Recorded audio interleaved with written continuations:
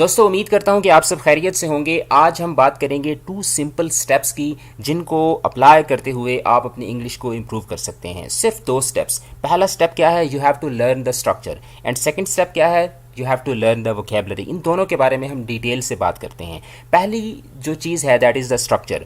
अब every language has a specific structure. Her language का अपना एक स्ट्रक्चर होता है। उर्दू का अपना एक स्ट्रक्चर है, अरबिक का अपना एक स्ट्रक्चर है, पश्तो का अपना एक स्ट्रक्चर है, हिंदी का अपना एक स्ट्रक्चर है। इसी तरीके से इंग्लिश लैंग्वेज का भी एक स्ट्रक्चर है।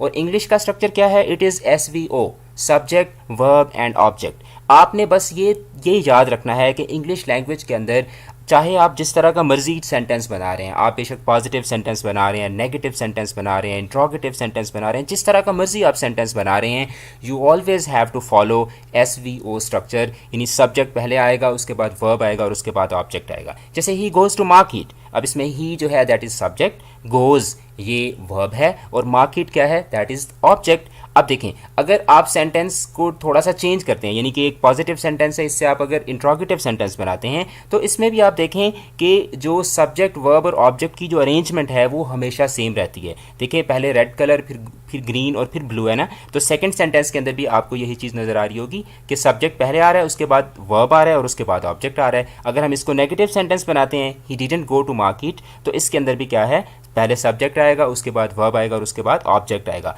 बाकी सेंटेंस के अंदर जितनी भी चीज़ें होती हैं वो तमाम के तमाम क्या होते हैं, सेंटेंस के फिलर्स होते हैं। सेंटेंस की ओरिएंटेशन को चेंज करने के लिए हम उसमें फिलर्स डालते हैं। पॉजिटिव से नेगेटिव बनाने के लिए, नेगेटिव से इंट्रोगेटिव बनाने के लिए हम उसमें क्या डाल रहे होते हैं, फिलर्स डाल रहे होते हैं। ये तो हो गई स्ट्रक्चर की बात। उसके बाद वोकेबलरी की अगर हम बात करते हैं तो vocabulary is not a one day task. एक दिन के अंदर आप वोकेबलरी नहीं सीख सकते।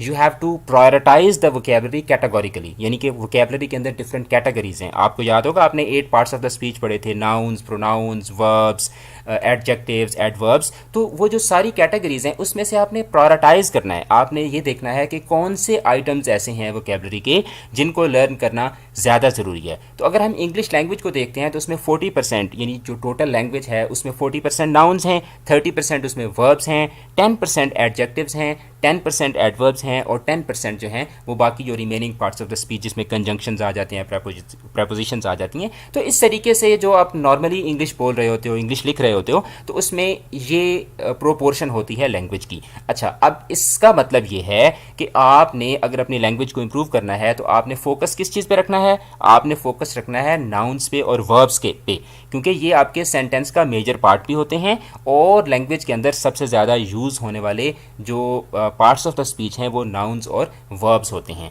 अब नाउन्स और वर्ब्स में से हम देखते हैं, देखें ना, ही गोज़ टू मार्केट। अब इस सेंटेंस के अंदर देखें, 2 आपके पास नाउन्स हैं, एक वर्ब है और एक क्या है, प्रपोजिशन है। अच्छा, did he go to market, इसके अंदर भी देखें 2 नाउन, यानी आपके सेंटेंस का जो SVO स्ट्रक्चर है उसके अंदर देखें 2 नाउन्स हैं और एक क्या है, वर्ब है। यानी नाउन और वर्ब के बगैर तो आप सेंटेंस जो है वो बना ही नहीं सकते। अच्छा, अब नाउन्स और वर्ब्स में से हम देखते हैं तो nouns they may not be a big deal, यानी अगर आपको समोसा के इंग्लिश नहीं आती तो आप samosa as a noun use कर सकते हैं। आपको जलेबी की इंग्लिश नहीं आती तो आप जलेबी को एज अ नाउन सेंटेंस के अंदर यूज़ कर सकते हैं, ठीक है। लेकिन जो वर्ब्स होते हैं इनका जानना बहुत ज़रूरी होता है। Verbs are the game changers of language, यानी अगर आपको एक कोई चीज़ है उसका इंग्लिश वोकेबलरी आइटम अगर नहीं भी याद आ रहा तो आप उससे काम चला सकते हैं, लेकिन आप जो वर्ब्स हैं उनको आप नहीं चेंज कर सकते। वर्ब आपको इंग्लिश के ही यूज़ करने पड़ते हैं। सो दिस मीन्स कि आपको